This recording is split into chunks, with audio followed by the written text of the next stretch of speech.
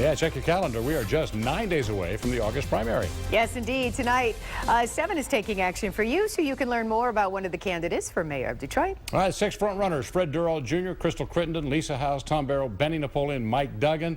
Now, a lot of these folks have already appeared here on 7 Action News. We are giving each candidate 5 minutes to tell you how they're going to make a difference in Detroit. And tonight, candidate and state representative Fred Durhal Jr.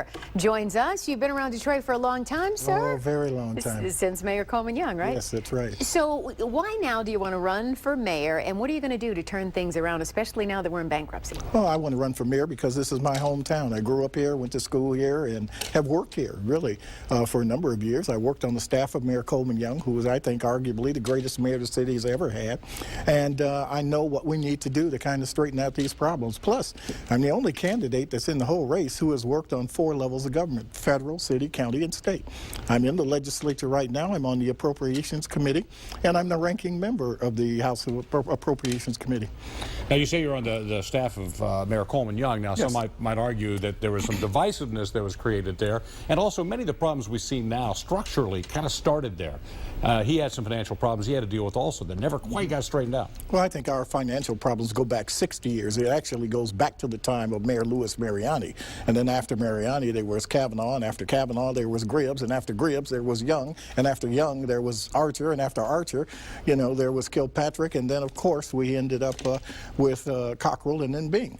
And none of them have really done what needed to be done to stop the financial bleeding in the city of Detroit. So if you're talking to citizens of Detroit, first of all, how do you regain their trust, and what are you going to tackle first? I mean, there's such a problem with crime, not enough jobs in the schools.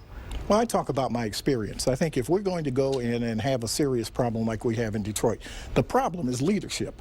And the problem is to be able to get people who are hired by the city of Detroit, whether they're contractual or whether they are civil servant or appointees, do the job that we hire you for. And then a lot of that takes care of itself. Returning federal money back to the federal government without using it, that's a no-no. You know, being able to know who owes you money and then go and get it, that's absolute certainty. We have to do those things.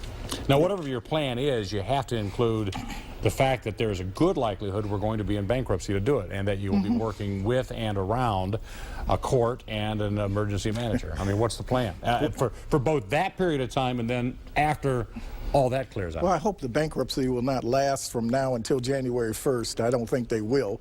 The judges in the federal court will make a decision and make it rather quickly as about what's going to happen. But I think in the long term, it's going to take a long time for the city of Detroit to reverse a lot of what's happened. We're talking about 60 years of stuff that is going to have to be reversed in order for us to be able to deliver the kind of services we need to do for people. Now, I know you said it's all about leadership, but there are so many problems in the city of Detroit. So if you're elected, I mean, what are you going to do day one? Are you going to tackle crime first? I want to know. I have a 100-day plan, and my 100-day plan has to deal with, first of all, making Detroit a safe place to be. And I intend to do some things. In fact, the chief of police, who is operating now, it's very interesting. He must have been looking in my playbook when I wrote it, because a lot that he's trying to do right now with the police department, things I've been talking about the entire campaign, taking officers out of 2-man cars and putting them into 1-man cars and flooding the streets of Detroit with police officers so that you see them operating every day, taking people who have badges and guns out of clerical positions and putting them on the street to patrol, which includes even commanders and sergeants. Now, you also say in your plan that you're going to put people to work. Now, Yes. Obviously, that's an easy thing to say, a much harder thing to do. Yeah, it is, but I think we have to think outside of the box. And in budgeting, you have to create what you consider to be the priorities. Getting people back to work is #1 priority of mine because it's important. We don't get a tax base, and you won't have revenues coming if you don't have people working so they can pay taxes. I intend to go to the federal government, have some discussion with the president, not seeking a bailout, but seeking programs that will allow us to hire people who don't have high school education, who is, don't have college, but they are skilled workers and they can work. I want to put people back to work. Lastly, what about keeping people here and bringing new youngsters who graduate from college to the city of Detroit? How do you lure people in? Well, my son's 29 years old and the other one is 28 years old. They always keep me fresh in terms of who ought to be here and who ought not be.